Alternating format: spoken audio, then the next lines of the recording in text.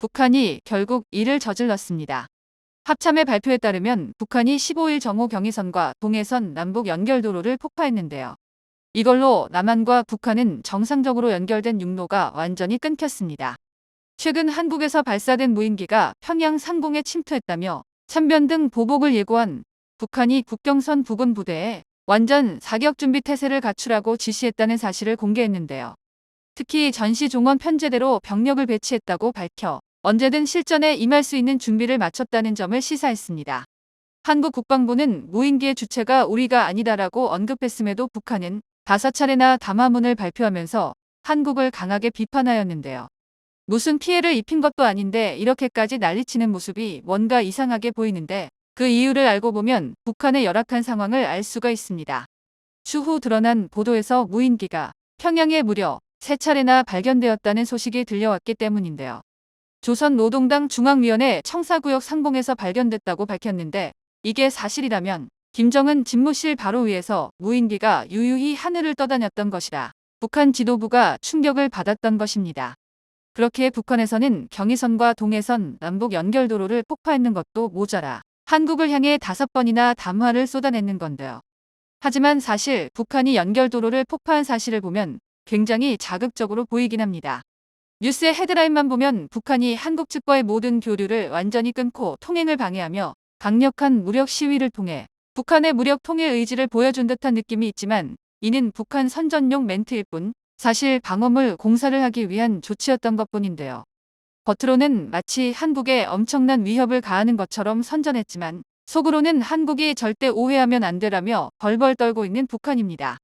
이는 같은 날 유엔사 북한군 통신선을 통해 보낸 통지문에서도 우리 측은 10월 9일부터 남쪽 국경선 일대 우리 측 지역에서 대한민국과 연결됐던 동서부의 도로와 철길을 완전히 끊어버리기 위한 공사를 진행할 것이라고 아주 친절하고 상세히 밝힌 것을 통해 알 수 있는데요.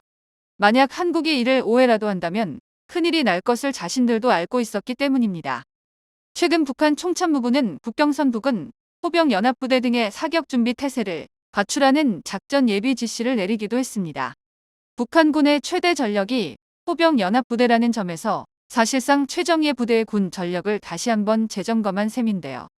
북한 국방성 대변인의 발표에 따르면 총참모부가 내린 작전 예비 지시에는 전시 정원 편제대로 완전 무장된 8개 포병 여단을 사격대기 태세로 전환시키고 각종 작전 보장 사업을 완료하도록 지적하였다는 내용이 담겼습니다. 이에 외교 전문지 포린플리시는 미국 싱크탱크의 선임연구원의 기고문을 통해서 1950년대 이후 현재 한반도 전쟁 발발 가능성이 가장 높다는 기사를 보도하기도 했는데요. 기고문에 따르면 북한은 핵 보유를 선언하고 남북한을 적대적 두 국가 관계로 규정하는 등 김정은의 최근 행보와 관련해 한반도에서 전면전이라는 최악의 상황이 조만간 발생할 것으로 보이지는 않지만 자충수에 몰리고 있는 북한이 향후 6개월에서 18개월 사이에 극단적인 행동에 나설 수는 있다라고 분석했습니다. 그런데 이런 북한의 행동을 두고 많은 전문가들은 근래 일어난 일련의 사태가 대부분 북한이 특정 목적을 가지고 벌인 자작극이 가깝다고 보고 있는데요. 최근 북한 인민들이 중국을 경유해서 한류를 접하게 되자 김씨 일가의 지배구조를 의심하여 체제에 금이 가고 있다는 것은 이미 잘 알려져 있습니다. 이런 상황에서 김정은은 한국과의 위기 상황을 일부러 연출하여 다시금 권력을 다지려고 하고 있는 건데요. 한국과 이어진 육로를 끊는 것도 더 이상 한국과는 관련이 없는 별개 국가가 되겠다는 선언으로 자신의 치적을 쌓기 위한 포석인 것입니다. 그러나 북한이 택하는 방식은 하나하나가 전부 과격하기 짝이 없다 보니 전부 전쟁 상황을 각오하고 벌이는 것들 뿐입니다. 만약 한국이 북한에 반해 반만큼이라도 극단적인 성향을 보였더라면 진작에 전면전 상황이 벌어졌어도 이상하지 않은데요. 무인기가 3차례나 떠서 대북 전단을 살포하지 않고 앞에 2번은 탐지도 못했으면서 입만 살았는 겁니다. 북한의 구닥다리 방공망 수준이면 타우러스 미사일 한 방에 김씨 일가를 세상에서 없애버릴 수도 있는데도 오히려 용기가 가상한 수준인데요. 평양의 방공망이 이 정도라면 유사시 한국은 공군력을 전개해서 단 15분이면 북한 전역의 요충지를 모조리 원점으로 되돌려 놓을 수도 있습니다. 물론 북한에서도 한국을 향해 자신들이 가장 자신 있어 하는 국경선 부근에 사격을 지시할 수도 있는데요. 북한이 사격대기 태세로 전환했다고 밝힌 8개 포병 여단은 주로 170mm 자주포, 240mm 방사포 등 장사정포로 운용하는 전방 부대입니다. 몇몇 언론들은 북한이 보유한 장사정포가 동시에 서울을 향해 폭격하게 되면 5,000발 이상의 로켓 미사일들이 떨어져 마치 한국은 손도 못 쓰고 불바다가 될 수 있다는 분석을 내놓는데 과연 정말 그런 일이 발생할지 의문이 드는데요. 결론부터 말씀드리면 한국의 타격은 그리 크지 않고 오히려 북한은 전멸 수준의 타격을 받게 됩니다. 이는 보유 중인 무기체계의 성능을 따져보면 알 수 있는데요. 북한이 보유 중인 장사정포는 모두 중국과 러시아로부터 기술 이전을 통해 개발된 무기들인데 중국의 주력 장사정포 훈련 영상을 보면 한국과 비교조차 불가능한 수준입니다. 천무는 하나의 차대에 122, 239, 400, 600mm 등 다양한 구경이 탑재가 가능하지만 중국과 북한은 교체가 불가능한 하나의 모델로 적용되는데요.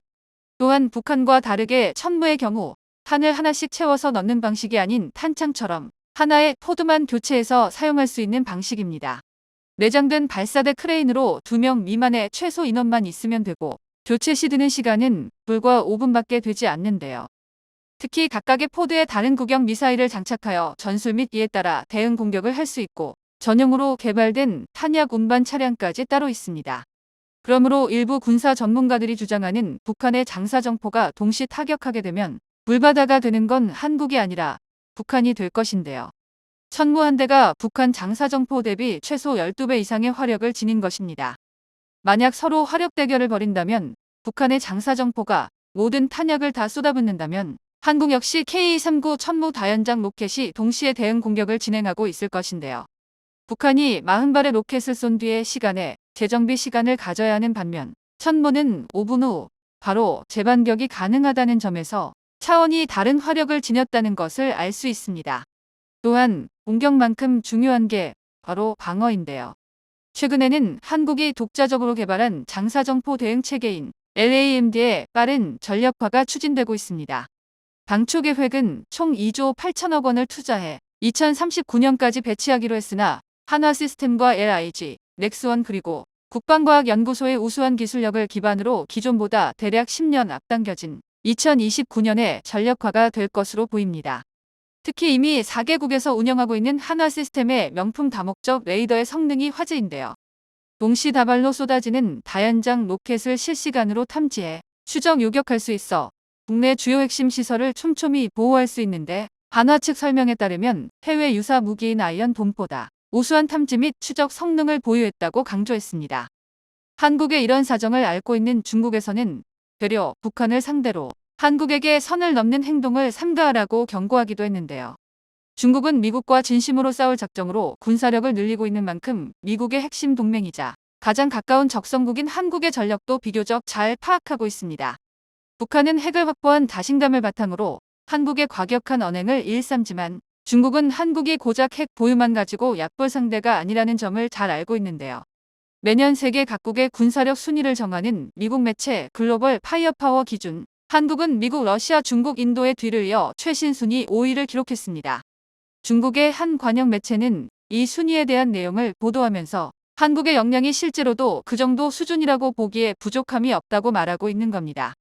상비군과 예비군의 규모 무장의 현대화 수준 및 전력을 살펴보면 상당한 수준이므로 핵무기를 제외하면 군사력이 보잘것없는 북한이 감히 넘볼 수 있는 상대가 아니라고 평가했는데요. 현실적으로 북한이 함부로 한국을 건드렸다가 흔적도 없이 사라져버리면 중국은 엄청난 낭패를 보기 때문입니다.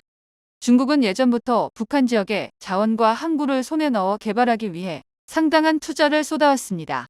각종 광물의 해상 유전은 말할 것도 없고 동해 방면 항구는 중국이 손쉽게 태평양과 북해로 진출할 수 있는 교두보가 됩니다. 그러나 이걸 소나기에 넣는 전제 조건은 중국의 우호적인 북한 정권이 유지되는 것인데요.